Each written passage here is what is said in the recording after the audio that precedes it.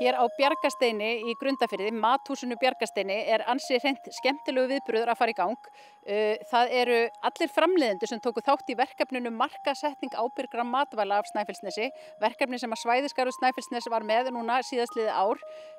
Þannig staðan að þeir framleiðendurnir komu með hráefni, alls konar hráefni, meðal annars reykta geit sem held ég ekki oft notuð á Íslandi en kannski alveg tilvalin í jólamatinn. Þið metið það við ykkur hvort að það sé eitthvað sem þið viljið prófa.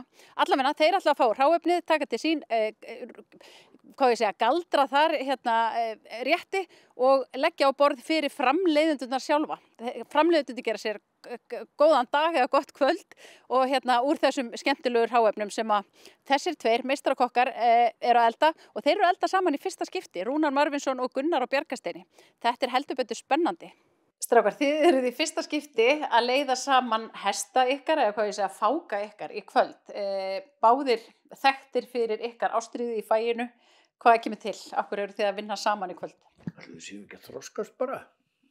Já, ég myndi segja það. Þið hefur aldrei unnið saman áður? Nei, aldrei nokkuð tíma. Gamla ædoli mitt Ég náttúrulega hættur að vinna líka fyrir löngu sko. Ég náttúrulega komið fram með síðasta söldag. Tölvöld löngu síðan. Ædolið segiru, ertu búin að vera að fylgjast með honum í laumi eða? Já, náttúrulega þetta var maðurinn þegar ég var að læra. Það bara svoleiðis. Og það, maður náttúrulega horfði, ég ekkert að dæsi við því, það bara var svoleiðis. Og maður náttúrulega horfði svona rendi augunum, náttúrulega niður á tjött, hvað var að gerast þar. Þannig að já, það bara þannig. Og svo hefur maður náttúrulega grúskað í bókum og svoleiðis. Og hans líka, þannig að já. Og rétt hjá mér og þú varst svona þess að veita honum, varst búin að taka eftir þessum manni hér á Bjargasteini?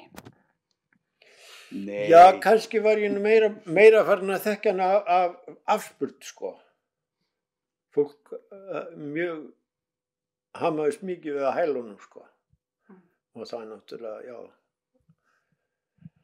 Og svo komst ég bara að raunum það eftir ég kynntist honum að þetta var ekki nein bábilja sem fólk var að segja, sko. Það var nú standandi lófaklapp hann inni. Þið eru að koma saman út af uppskeru hátíð, markaðssetning ábyrgra matvæla á Snæfellsnesi. Það tilefnið að þið leiðið saman hestekar og eru með hráefni af Snæfellsnesi. Já, svona mestu liti. Allavega aðal hráefni sem við notum, náttúrulega með ýmislegt til hliðar sem við þurfum að sækja annað en þetta náttúrulega matakista hvort sem það eru á sjó eða landi hérna. Það var ýmislegt þarna sem maður sér ekki á hverjum degi. Það reykt geitakjöt til dæmis. Það ekki mjög algengt hráefni? Það held ég ekki. Ég veit ekki, sko, allavega geitabúskapur svolítið nýr hér, sko. Og ég held að menn sé ekkert mikið að nota þetta. Þetta sló alveg í gegn, þessi réttur í krukkunni, geitarétturinn í krukkunni. Geitarétturinn, já. Það gaman að heyra það. Svo var ég alveg svakalega hrifinn af, sko, kálfarifjónu, sko. Það var eitthvað sem setja hérna kálfabúskap. Já. Það var kálfarif frá Lindabrekku í Staðarsveit. Já. Og svo nauta kinnarnar, það var þess að kinnar, alveg sem þú borðaði, sko, tvennskonu kinnar í kvöld. Já. Þorskkinnar annars vegar og nautakinnar hins vegar. Fannstu eitthvað mun á þeim? Á þessu tvennu. Anna var hvít og hitt var.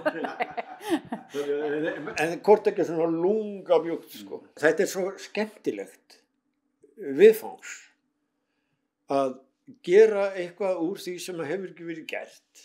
Það gefur mér allavega miklu meira heldur en eitthvað sem ég byrja á því að klippa plastpoka utan af, sko.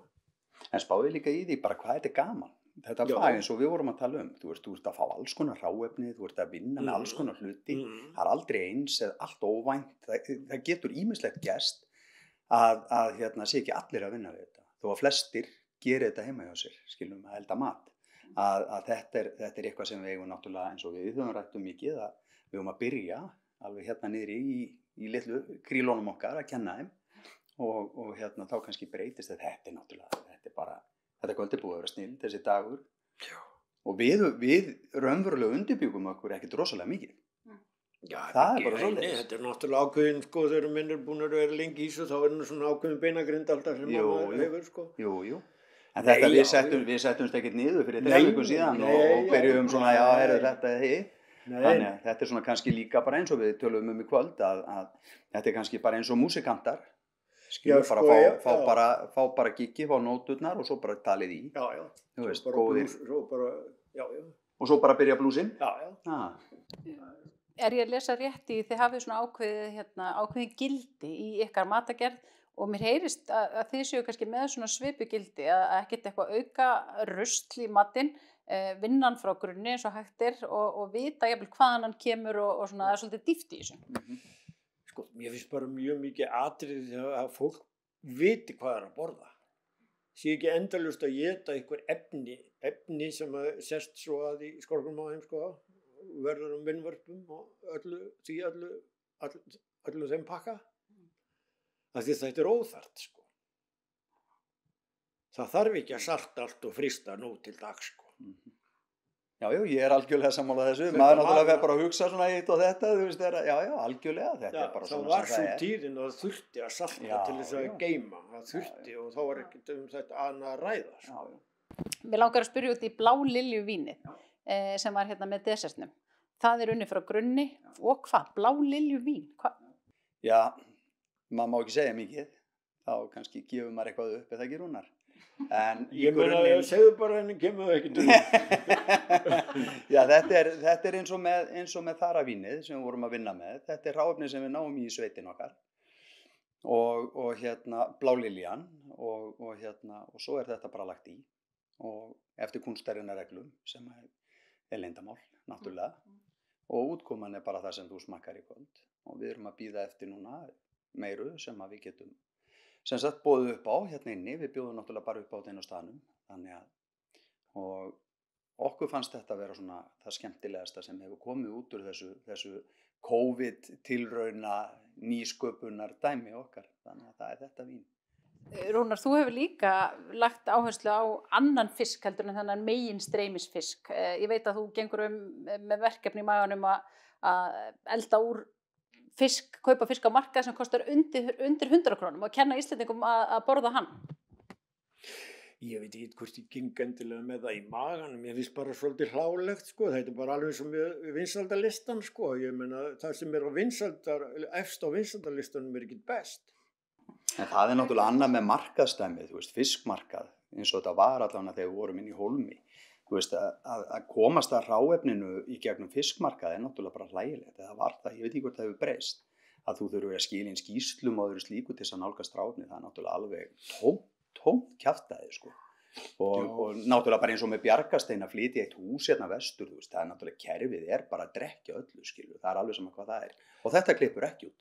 Þannig að við megum alveg skoða það að litlir veitingastæðir eins og Bjargasteinn eða hvar þeir eru á landinu að þeir ekki reynlega geti farið hérna niður á Höfn og vestlað skilurðu mig af markaði það á bara að vera þú átt bara að vera með stimpil í skírtinu bara veitingamaður og þú getur bara farið þarna inn og vesla. Þetta náttúrulega fáránlegt sko. Ég var náttúrulega svo heppinn þarna þegar ég var að brjótast svona í þessu aðalega sem mest þá átti ég sko bæði vini á fiskmarkaðnum og aðrir sem voru það líka hafðu áhuga fyrir þessu og fannst þetta voða sniðugt sko, ég var voða sniðugt, kemur hann nú þessi skrýtni hana, skilurðu, og ég mátti, ef þeir voru ekki búin að taka frá allar, flest einhverja tegundir sem hétu einhverjum nöfnum sko sem enginn hafði heyrt áður, ef þeir voru ekki búin að taka það til fyrir mig, til þess að láta mig fá, þá fekk ég að gramsa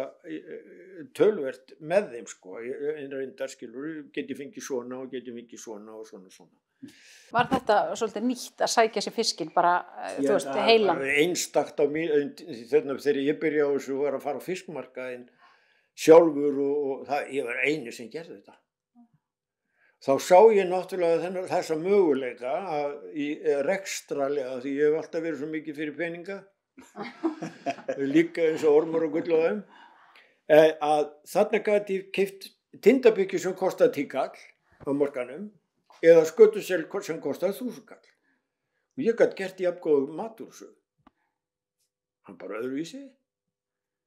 Og það eiginlega samfærir mig að þetta sé allt saman sko. Til dæmis þorskur í eðli sínu ekkert merkilegur en ufsi. En það kann enginn að elda ufsa eða hvað þá að éta hann. Sko, ég ætla að koma með þá spurningu sem að ég hef verið spurða hérna, hvenær verður þetta aftur? Er þetta eitthvað sem að þið eru tilbúinir að gera fyrir fleiri heldur en þennan lokaða hóp framleiðenda sem eru í þessu verkefni? Já, ég og svara þessu, þá ég bara, fyndist mér þetta vera bara í fyrsta skiptið, sko, Sammála. fyrir mér. Fyrsta skiptið af mörgum? Já, algjörlega. Já, allavega þetta fyrsta skipti. Ég ætla ekki að segja að þetta sé neitt seinasta skipti, sko. Nei. Langt frá því, við erum nú báðir svona að byrja. Já. Byrja.